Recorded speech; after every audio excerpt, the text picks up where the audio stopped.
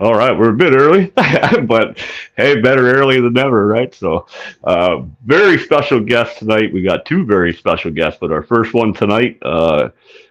Introduce yourself, brother, and let's let the people know what you're doing out there. Hey, well, hello, and thanks for having me on the show. First of all, thanks for having me on. I'm Oh, Sid of from course. Inner Demon Media. Uh, Pretty much the media says it all. We just dive into everything: music, record label, radio station. This kind of interview shows like this on Facebook and YouTube as well. So we kind of similar in that aspect. No, it was pretty cool when I first kind of found you guys. It came up on one of my early feeds, and then I just kind of started watching your stuff, and I was already into what I was doing, but it was cool to see other ways to do it and everything. You guys seem to you got quite the projects going though. Like you're like where I want to be in about 5 years. You know, so Well, prepare for some headaches. yeah, I know. I'm getting there. I'm already going gray real fast already. So I'm getting to be 50 years old, and it ain't helping me at all. no, right?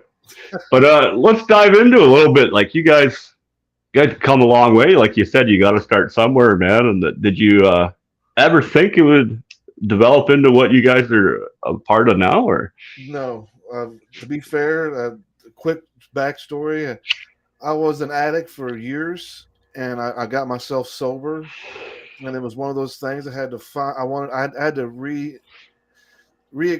uh, what's the good word? I had to find myself again. I didn't know yeah, who I was and what I wanted to do with the rest of my life. Now that I got myself sober, I got myself sober, got a divorce, and I was like, all right, this is my opportunity to start fresh and clean again. So I met my wife, and about a year or two of being together, I was like, you know what?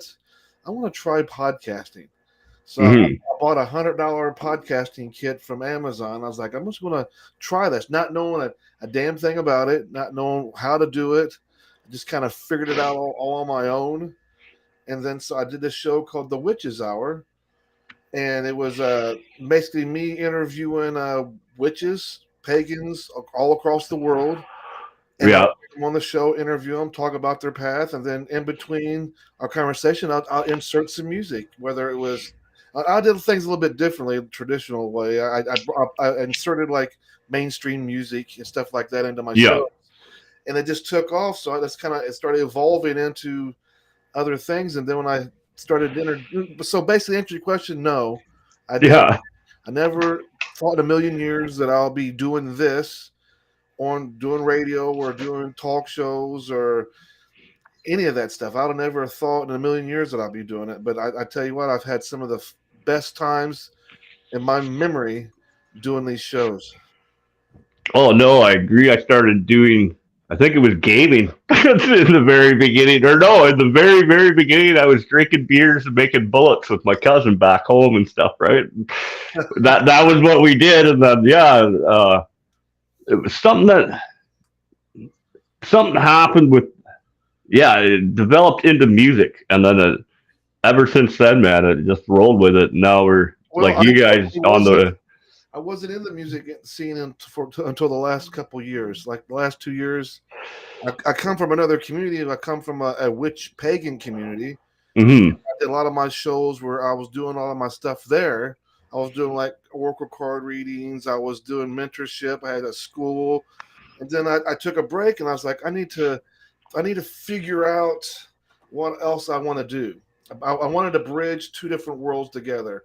So the idea was for me to bring the pagan community together with the music community. And hmm that's been my goal is bringing the two communities together. And I think that's what a lot of you see is some of the people coming from the pagan community watching my shows. And then I'm out here interviewing these bands and artists, and they're starting to see the relationships of things that are in common between the two communities. And it's been just taken off. No, that's fantastic, right? Like now you in the short time, man, you branched out and got everything on the go now. Like Well, you I told said, myself, yeah, well, man, I did the podcast, moved on to doing these like live shows just by myself, and then I decided I was going to get my feet wet and doing DJing. So one of my first hmm gigs was XRP Radio, and I did that for 4 months, and then I told myself, you know what, I can do this on my own. And then I created Inner Demon Radio, and then I just kind of started DJing there for a while. And then last year, I took a break. My father passed away, and my sister Hmm. passed away. So I took a little bit of a break and just had to kind of do some healing. You know what I mean? Some grieving. Yeah. And then I came back and started it all up again. It wasn't like it went away. I personally took a break a bit. Yeah. Now you were talking about the unbelievable stuff that you have. You know, what's that like to go from like you just being like you said, just doing it yourself like I was in the beginning, and then now we have Hollywood that works with us, and we're looking to expand a couple more people. You've already kind of reached that point, so I want to pick your brain on this. Like, what is that like, kind of being a boss in the sense now with employees Well, or that? well, first of all, you have to be. It's key to be humble, Yeah. and second of all, you have to be stern in what you believe that your brand is you wanting it to be. What is your brand representing? And from that point, once you establish your identity of who or what you want your brand to be, it could be a tricky road because you have to set boundaries with people because people want to come in and they want to throw ideas your way, or if they say, well, I like it this way, but can we do it like this? And you have to stand firm, and it could be a challenge at times. And so you have to learn to how to deal with multiple personalities and Oh yeah. being being being firm in what you want your brand to be, but also being flexible at the same time too. Yeah, you got to be able to. Especially when it comes to the scheduling, I try to work around with the bands depending on where they're from. You know, you got different time zones, so you know it's 3 in the morning for them. They don't want that, so now I got to get up at 5 a.m. to do the interview, so that way it I, accommodates for I deal them, with that on right? a daily. When I first started doing it, I was working for a promotional company called Forge AMP, and a lot of that promotion company was based out of the UK, so they're 5 hours ahead of me all the time. So every show that Hmm. I was doing when I first started was 5 o'clock, 5 p.m. in the evening time, because it was 10 o'clock their time. I mean, Yeah, it's hard to kind of find. It's hard to find a target audience when you have to do shows at like 5 o'clock because hell, people are coming off of work or they're just settling in at home and they just ain't got yeah. time to sit on the phone and watch a show. Because we'll be on our summer hours here soon. So the earliest our interviews will be 9 p.m. because I'm lucky to be off work by 8.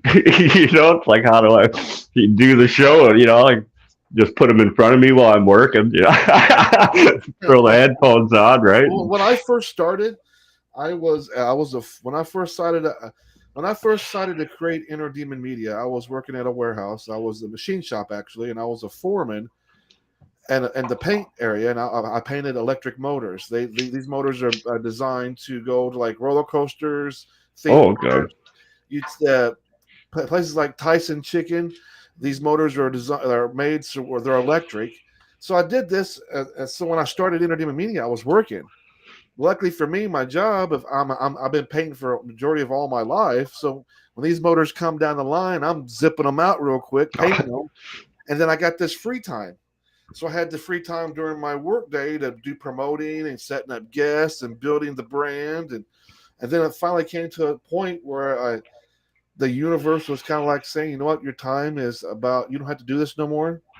You can Well, you can stop working and you can focus on stuff that you enjoy doing. You can start enjoying life. So I quit my job, and for the last 2 years I've been doing this stuff, entertainment media stuff. that's where I'm always nervous taking that final step and just fully committing into the boneyard as a brand and as an entity, as It's an scary. entertainment company, right? And It's scary, and to be yeah, honest, it's not something that it's guaranteed, and that's scary. no, I'm very because I still gotta like have money to fucking eat, like you said. you, You got to you pay know, you get bills, a you got to have a family, place you to know. live, and I got Yeah, but I took a chance and I trusted in what the universe was telling me at the time, and I was like, you know what, I'm all right. I'll start. And I was scared as hell. I was like, oh man, I don't know if I should do this, but you know what, fuck it, I'm going to do it anyway, and I do it. I took that leap of faith, and hmm. here I am today. No, that's amazing, man. That gives me hope. Being, that's A lot of where work. I'm heading to. I know it's been like we're now part of 5 ongoing festivals yearly now. that we're part of. And then I'm just now making connections down in Applewood, California. We're about to release a show we're doing down there in November. Uh, like as hosting them as well, bringing in music and shit. And that's pretty soon. That's all I'm gonna have time for. Because I like as someone who loves to travel. I like to be on the ground when the bands are there, because then I'm there to represent. And like you said, you got to be you got to make sure they're not going to rip apart your room. You know, you got to kind of chaperone. You never know what you're getting with bands and stuff, right? Oh, you People tell in me about it. general, right? So, I have not gone. It's a little bit harder for me to just get up and go to like shows and mhm. festivals because I got two little boys. But I try. I've done like online concerts for people to watch. They can come on and watch a live show, and I've had bands perform live on my shows. That's cool. I've had got bands make out with teddy bears. I've had bands take their nuts out, their balls out, and weigh them on a scale just to tell us how much they weigh. That's hilarious. We've we've I've had pretty close to a few times with accidental nudity, but never know and just whip it out and weigh it. You know what I mean? I've joked about it, but I haven't done it yet. some interesting fucking guests. That's for sure. Yeah, no, no, like you said, you never know what you're getting with artists, especially when it comes into the metal community and that. You Well, know. and that's one thing I enjoy doing with my show, Talking with Demons. It's a music show, and I have music guests. And Hmm. my idea behind it is okay. These people, these fans that are following these bands have already got an image of what they look like via social media. They get their band pics and their music. Yeah. There's a theme behind the band and a theme behind their music. My idea is always to try to show them a different side of the band, not the serious questions, not the 20 questions that every interviewer Mm. gives. I want to have fun. I want to laugh. I want to smile. I want the audience to see the band, even if they're like the deafest metal that there absolutely the fucking is. They're, Yeah. they're gonna have a fucking smile on their face. The band is for the shows they're with. Mm. I'm in the same way. Like when I first started, they would email you back. Oh, what are your questions? I'm like, I don't have any questions. They're like, what kind of stupid show is this with no questions? You know what I mean? I'm That like, was don't worry. Just that was my jump into the link, you know, and then we'll fucking roll into it. And then I that was guess, my biggest thing at first too. Is when they want a script of what I'm going to ask, and I am not. mm-hmm. I and I've had companies like promotional companies hand me scripts. So here, this is what I want you to ask the band, and I've looked at the promotion company and said, "You out your fucking mind? Yeah. I don't do scripts. I won't. I refuse to do scripts. These shows are going to be completely organic, or otherwise, I'm not going to have them on the show." Yeah, I've always looked at it like it's no different than the artist getting on the stage and playing a show. You Yeah, either suck or you don't. Sometimes you have good shows, sometimes you have bad shows. And as someone that's an artist too, I wanted to give, like you said, the people that real aspect of what it's like and have a real conversation with the band, not just about, oh, my album that came out here, blah blah blah, and then that's it. No, man, I like to talk, I especially when I was drinking. Like you said, I'm in the it processes. I'm 3 months sober from alcohol now, congratulations. so I've struggled with that, and I've noticed since being sober how much easier it is to do the job. Like I'm not forgetting the interview. You know what I mean? It's easier to remember to send stuff to Hollywood because she'll, you know, oh hey, we got this. She's like, you never sent me shit. You called me all drunk. That was it. I was like, no way, right? But But yeah, what a difference though, and the more artists I talk to, the more people have gone through and now are coming back sober and coming back stronger and better with their music. You know. that's something that I have. For example, I had Josie Scott from the ex lead singer of Saliva on one of my shows, and he took off and left for 10 years from the band. He just like, all right, I'm done, and left the band, and that's when they ended up getting Bobby in there. But he Hmm. totally disappeared, and he wanted to get sober. The drugs took over his life. He was this and that, and he needed to get his life together, and he wanted to be around his kids and watch them grow up. And so he took 10 years off of playing music altogether, just disappeared. Found Yeah. God, became a Christian, and he's now starting to come back around and do music again, and it's nice to see, because the last time I seen Josie was back in 2014, and you could tell that he was on something maybe at the time. You just Yeah. his demeanor was off, and it was one of those meet and greets, and they was supposed to do like a acoustic set along with it, and they canceled the acoustic set, and they gave everybody that came to the meet and greet backstage passes and watched the show. But you can tell that and matter of fact, that was one of his last shows he did with Saliva, Hmm. and you could tell that there was something going on, and you could tell that it was a matter of about a week or so later they made the announcement he left and he disappeared. Yeah, gone. But that probably saved his life in that sense, you know. It did Like, save his life, because he said he's really open about his journey when he was with Saliva, and the process of when he left Saliva, how he got sober again and found God and this and that. Which, you know what, I give the guy props for turning his life around, because there's a lot of people out there who become addicts that are musicians that don't make it out the other side. no, there was so many, and even the ones that did, they're suffering hardcore because of it. You know, it's Talk about talk about a unreal that time. there's no happy ending to that story. No matter, like, you know Well, what there's I. a lot of people out there has lost their lives. That musicians Mhm. lost their lives due to drugs, and so it's one of those things that's always going to be in the scene. And unless you break yourself away from it and not make you involved with those kind of Mhm. people, you'll get sucked right in it real easy. I did, and it's just, and I'm one of those type of people now. Though I'm 8 years clean and sober, but that was a Oh, hard phase to congratulations. fucking get off of. Yeah. Yeah, for me, like the booze has always been something, but the hard drugs and everything, yeah, I'm going on like 15 years. I was in South Africa, you know, we got a little bit, so I guess a year off of that, 2 years now, right? I'm not, we're touching that again, right? And then the booze was always there though for me. And then everything else is gone. I don't need the booze is kind of how I'm looking at it. You know, now I can weed off the booze and fucking Well, smoke my weed and you just could be amazed at when you start finding clarity, when you start getting clarity in that cloud, mhm. like out of your head, and you start seeing who you are, and then you start working on it, and you'd be amazed at the things that you didn't realize that you was until after you get sober. Like, one of the biggest things for me was everybody tell me you're an addict, and I always say no, I'm not. I got it under control, and then until I got sober and then looked back, I was like, damn, I really was out of control. No, and then even talking to people that I haven't seen in a while, they were like, "Oh, I remember you. You never wore a shirt. You always had a beer in your hand." Like that's how they remember me growing up and shit. Like, yeah, that's probably right. You know what I mean? And that's all they remember though. It's like nothing else. You know, didn't remember none of my jamming, guitar playing, anything like that. No, no, But that just was one of the reasons that. why I created Inner Demon Media.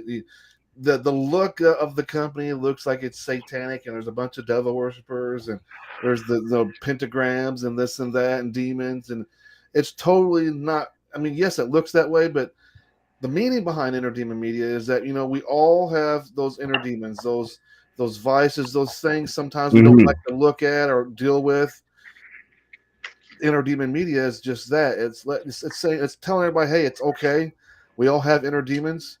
We just choose not to hide them. We choose to work on those demons and make ourselves better people in the process. Well, the healing that comes from just talking about it and being comfortable with it. Okay, yeah, I drank a lot, did a lot of bad shit over the years, you know, but We all have at some to point. finally, like you said, release those demons. Why hide from them? why Yes, we've done bad things. when it could help somebody else so much, you know, change somebody else's life or maybe Why five people, you know. why hide from it? Why run from it? It's always going to be part of your life. And if you don't deal with these things, ultimately they're going to catch up with you one way or another.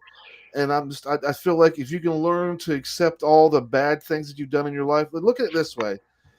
One of the things that I tell a lot of people is, why do we remember so all the bad, and why does the bad things that happen in our life seem to stick in our heads for a longer period of times, and why do we have a hard time remembering all the good things that's happened in our lives?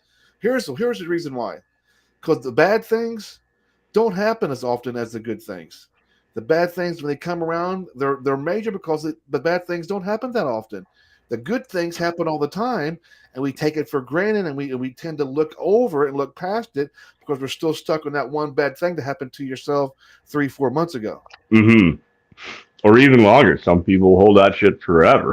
You know, like, oh, I puked in Buddy's Bad fucking things tub, happen. or whatever, you know, whatever it was you did, right? Bad things happen to people, and sometimes it's due to other people doing bad things to you, or it's self-inflicted. But running from it is not going to make yourself a better person. Dealing with it is going to make you. There's a learning process and there's a growth Yeah. process, and then you're actually learning who you actually are as an individual. Well, then you almost come to finally respect yourself in that manner. What you can see, what, oh, I can do that. Oh, the next step. Now I've got the next step. Now I'm doing this. You know, it's And being that way, you come to find out there's nothing that can stand in your way if you believe in yourself enough. mm-hmm. Yeah, Having belief in what you're doing and not deterring from that. And that's a big thing too, is believing in what you do. Believe, no matter what anybody tells you or what they say to you.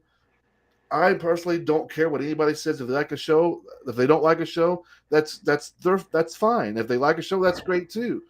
I don't let the outside influence what I'm doing. mm-hmm. What I'm doing is making me happy. If it's making me happy, hopefully it's making other people happy as well. And I can't base a show or what I do on other people's opinions.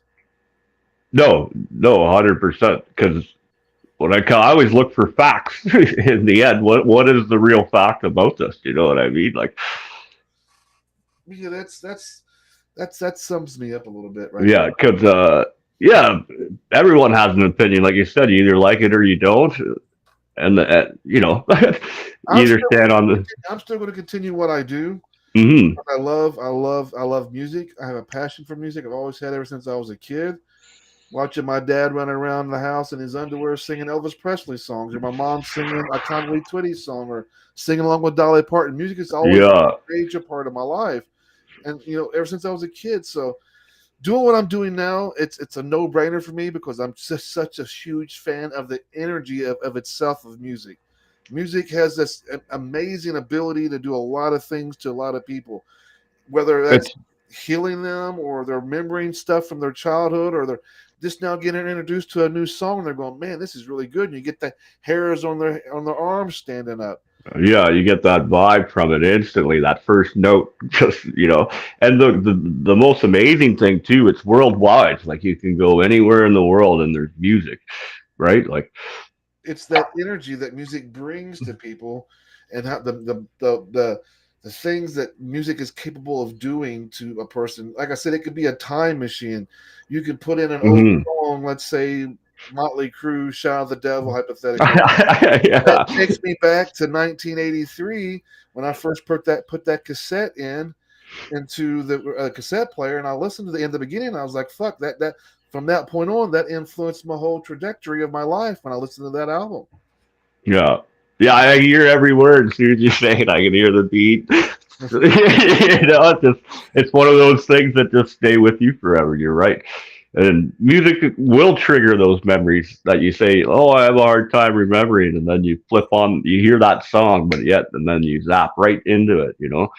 Whether it is good or bad. But music's always been. It's one of those. It's like my beers. It's always been there. But the best part is it will always be there for me. The beers will come and go, but It's always going to be a stamp on yeah, my right. life. So, what are some of the best? What are, in your opinion, what are some of the best interviews you have done and with some of the bigger bands and stuff? Oh my goodness, man! I've got around. It's a hard question because I think a lot of the unsigned bands, independent bands, are just as Hmm. good as the mainstream bands. So I tend to focus a lot more on the independent side of things, just because there's so many good bands out there, and there's not enough airplay for these bands. No, I know. Like I could have a whole station just dedicated to But playing it one of my and still not. defining moments, probably one of my most defining moment, would be actually getting Josie Scott on a show and actually interviewing Hmm. because his music and his songs back when we was with them. There were several songs in their catalog that defined certain parts of my life and helped me get through certain things. So meeting him and face to face and having a conversation and talking, to me that was like, okay, I'm done. I don't need to do this anymore. I've achieved every single goal. I'm gonna quit this on a high note. Yeah. Right. But it's hard to walk away from once you get this bug of meeting bands and picking their brains and getting this Mhm. music and being an outlet for all these DJs and these independent artists. For me, it's just been a blessing. Just a fantastic way to give back to something that's been there your whole life. You know And what I've I done this. mean? I've done all this. There's a lot of people, other artists out there, a lot of like stations and promoters. They charge their artists. Hmm. I've never charged a. I've never made a dime off of this. That's something I'm very proud of also here in the Boneyard. We don't charge anyone anything to do what we do here to get you like now we got the radio show on a couple other stations that we do, the Backbone Hour, in the works now to doing I am gonna probably go with the name Into the Pit, and it's gonna be a more in depth look into the bands, like do a whole hour on that band and play their music and go into depth about them, talk about interviewing them because most of them I've interviewed now. You know, all the undergrounds, indie bands, right? Yeah, that's you gotta love what you do doing this stuff. If Yeah, you don't love what you're doing, then you're gonna come out feeling very deflated. Because yeah. there's a thousand podcasts out there that play independent artist music, and a lot of them that I've come across, they start these projects up and with the expectation of making some money off it. I'm gonna get some sponsors. I'm gonna do this. Hmm. It's not that easy as you think, and you No, have to love what you do. Otherwise, you won't still be here doing it. Trust me. I've no, this is a passion here. You know, like this isn't just I'm I gonna don't get make any rich. kind of That's for sure, right? I Like, don't make any kind of revenue off of what I do. Everything comes straight out of pocket, keeping radio stations up, paid ads for the bands. All this stuff it comes out of my pocket to help these bands get heard more or get their music out there to other radio stations, other DJs. hmm. No, that's fantastic. We're on the same page. We try to push and yeah, we got to brag about how we don't charge nobody nothing to get on the radio, play with our little backbone Like I said, hour. you gotta love it, you gotta enjoy it, and you gotta have fun because this I've gotten around 264 shows in the last 2 years under my belt. Yeah, that's amazing. And there was a point where I was doing them 2 3 shows a week interviewing bands, and you do that enough, it gets boring. You get like, I don't want to do these no more. I need a break from interviewing bands, and I've gone through that phase, and I tried experimenting and doing different shows to kind of break the monotony of just interviewing bands all the time. So Hmm. I'm one of those guys. I create things all the time. I I try. know the first co-host I had, we did 87 shows in a couple months or something. And that was it. She was like, I can't do it no more. She just now kind of started talking, getting back into it now. It's like I burnt her right out, and then I burnt out. I took a break. I went to South Africa, and this year I'm actually next week.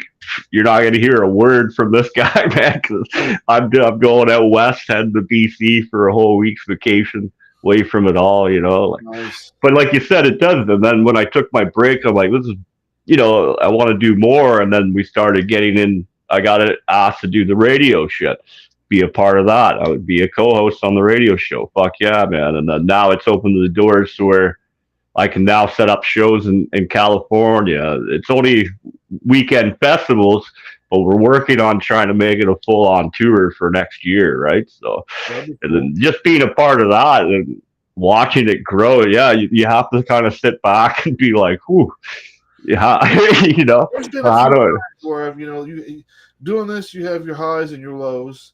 You Mm-hmm. you kind of have to accept those lows just as much as you accept the highs. And I've really had some really fun times doing these. Like I during the holidays, I'll do my shows and I'll give away, like last year Thanksgiving I gave away, I think it was like 17 turkeys Oh wow, that's awesome. And then Christmas time, I gave away, I think it was like $500 to people, Wow. just randomly gifting them money. Yeah. Yeah, That's amazing. I'm all about giving and giving and giving and giving because I know eventually, because where my intent is because I love giving to people, I love helping, I love watching people grow. Then I know the universe is going to bless me back. I Hmm. I know that whatever I do with good intent is going to come back to me good, and it is exactly what has happened. Is everything that I've put out into the universe, everything I project out into the world is coming back to me, and the universe is not going to leave me hungry. It's not going to leave me starving, Hmm. and I've been like truly on really just blessed. I got a buddy who didn't understand that. He's like, you do it all for free. Rah, you don't charge. You pay for this. You pay for that. Nobody pays you nothing. No, no. Like that's why I work full time is to pay for what I do here, right? And now that I've been invited down to California, I'm going with Everfelt. We're going to the Kentucky show there, Howl at the Moon, at the bar there on for a big festival. I've been invited as media and a roadie. I got to pull my weight 'cause I'm on the tour bus, so I'm cooking and roadieing while I'm there too, you know. But that right there pays for it for me, man. That's all I ask, you know. Like I can go to the show. That's awesome. Thank you. You know. In time, you know, you put your work in, and Hmm. you believe in what you're doing, and it does pay off. It just takes time, and a lot of the people that I see out here doing this stuff, I see them starting up, and they come on there really excited and gung ho, and let's do this, and then a week later they're already fizzed out, and they're ready to be done. Yeah. Yeah. When they I'm find out that tired. they can't get no DJs, or they can't get no sponsors, or they can't do this or that, they're like, okay, I'm done. They give up, Hmm. and you can't give up in this. You can't if you truly love what you do, you can't give up. Yeah. I always recommend just start small. Start with one project, get it off the ground, and then morph out from there and spider web out to your big picture, right? Like, You got to start somewhere, and then as you're growing, prepare yourself for the growth. That's when you start bringing in people that could help you potentially keep things running and moving smoothly. mm-hmm, I'm at a point now where you know, we was talking earlier about having a team. I tried pulling this stuff on my own, and then within the last couple of months, you know, like I said, you have your highs and your lows, and I was going through a little bit of a low. I still had people watching and doing what they're doing, but it was. I wanted that next level. I wanted that mm-hmm. to the next level, and then when that boost came to the next level, I mean, within like 3 weeks, 1,000 new people started following a page, and everything started taking off and booming. And I was like, all right, this is what I wanted. Now I need to prepare myself for it. And so you're trying to find right people in the right places to fit that works the best for you. Yeah. Yeah, like yeah, we have Hollywood behind the scenes here. She fucking holds it all together in that sense now. But But like all the videos and intro videos and ads, all that stuff, pretty much I do. That's what I like to do. I create yeah. my magic's creating imagery and videos and setting up shows and meeting and connecting with people. And so it was. But I'm one of those type of guys too. I struggle letting go of control of what's going on because it's ultimately my dream, and I'm Mm-hmm. bringing people into it. I have to make sure these people fit what I'm doing. And sometimes that works out, sometimes it doesn't. No, But I've had a couple co-hosts go in and out because they either wanted money or it always come down to money pretty much, right? So it's like, well, I don't even get paid, you so know. how do you want me to pay you? Yeah, and at the time I was booking the shows, like talking to all, like doing literally everything. My goal was that they would just have their own show where they would interview half the bands on their own, right? But that never worked out. It was like, fuck, I'll just do it. But then, yeah, Hollywood come in. She's like, I don't even want to be on the show, but I can show you how to organize your show. I'm like, show me the way, right? And Just then show me the way. what a difference that made just having her on board behind the scenes, organizing everything, talking to the bands initially, right?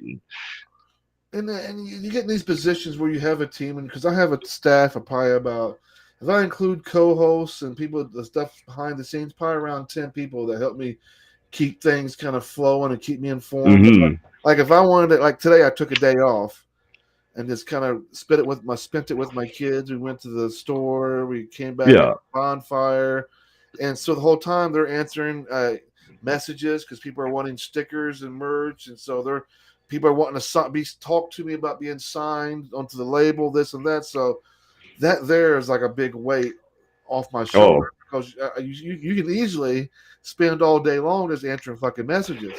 Oh yeah, man. My roommate today, when they were on their way out to work, they're like, "You're addicted to your phone." I'm like, "I'm working though.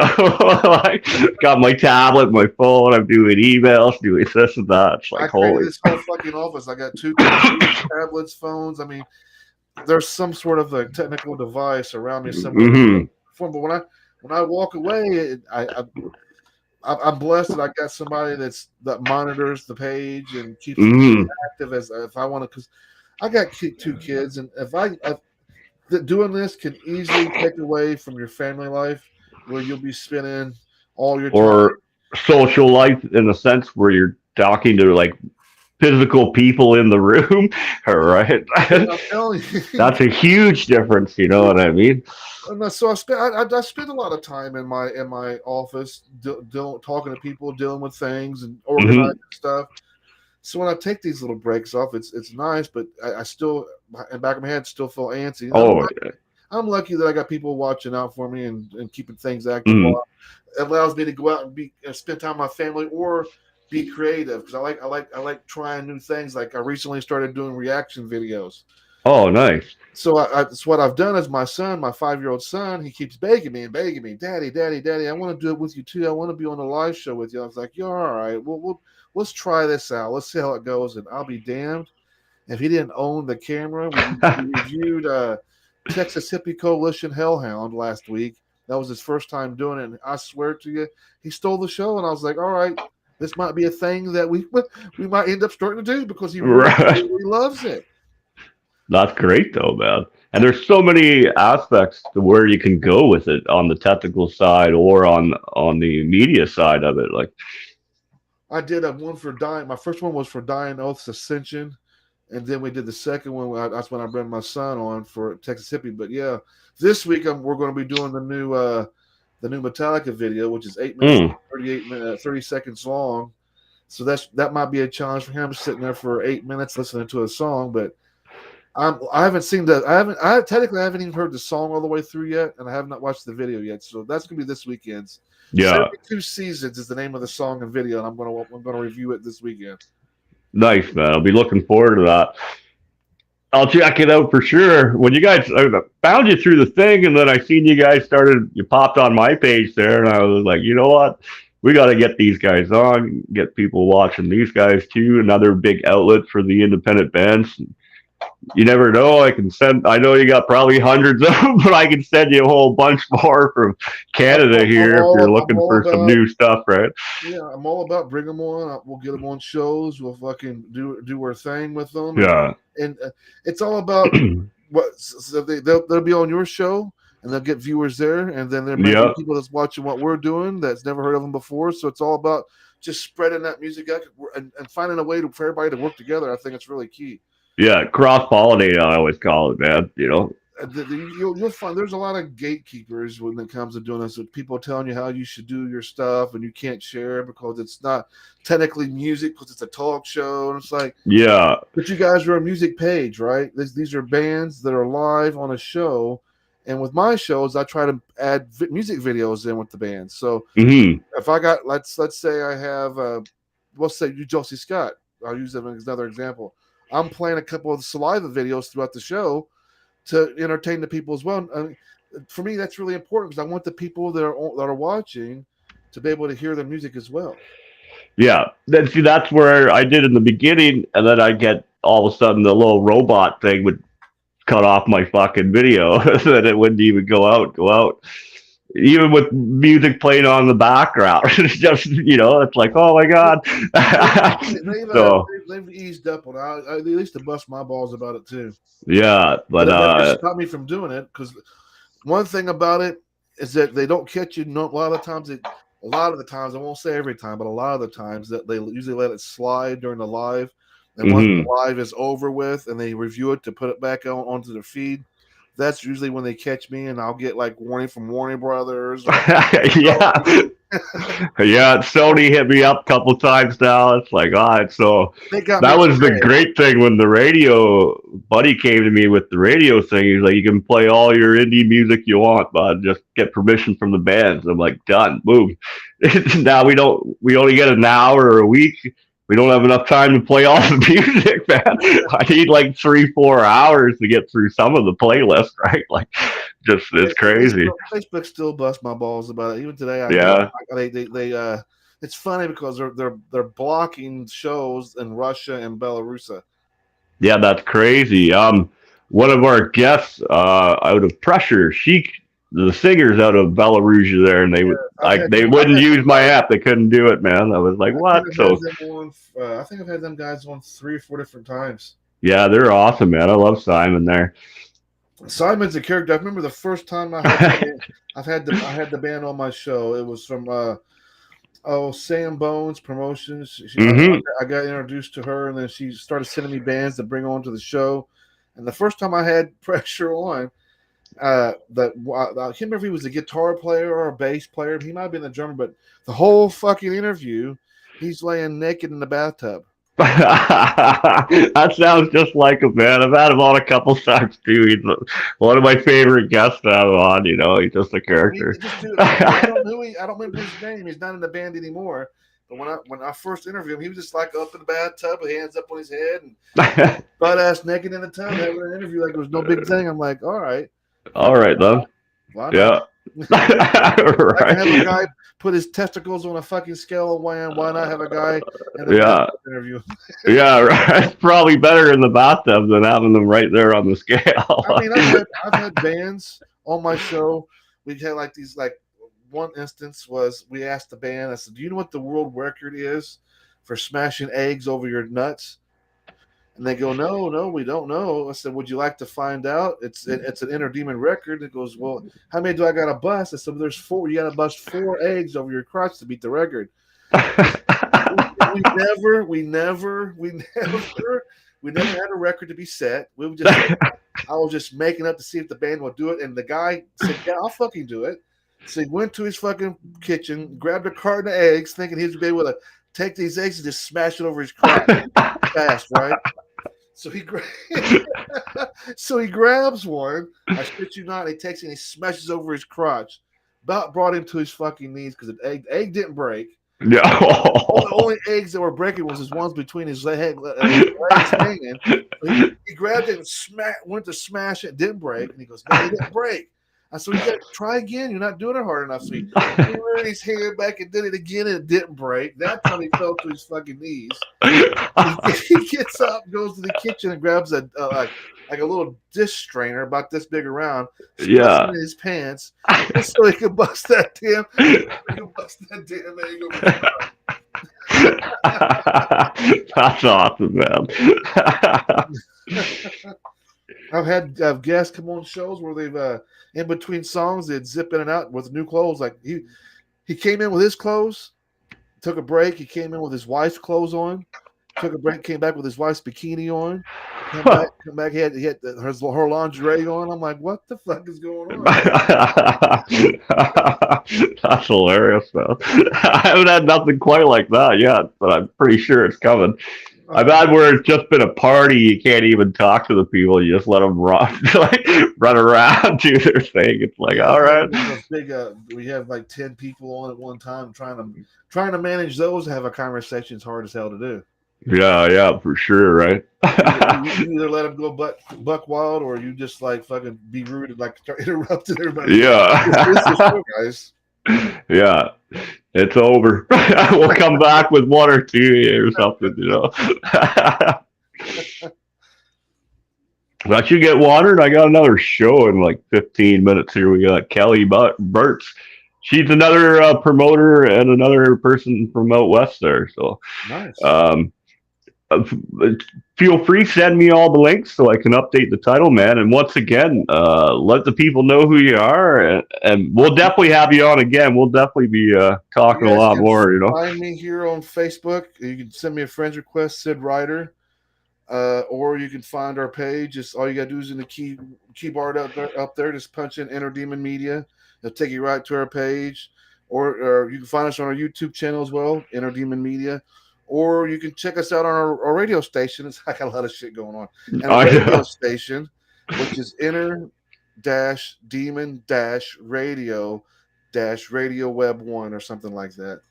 But you can find all that stuff, updated radio shows, all the bands we got lined up for April. You can find all that stuff on our page at Enter Demon Media / Enter Demon Records.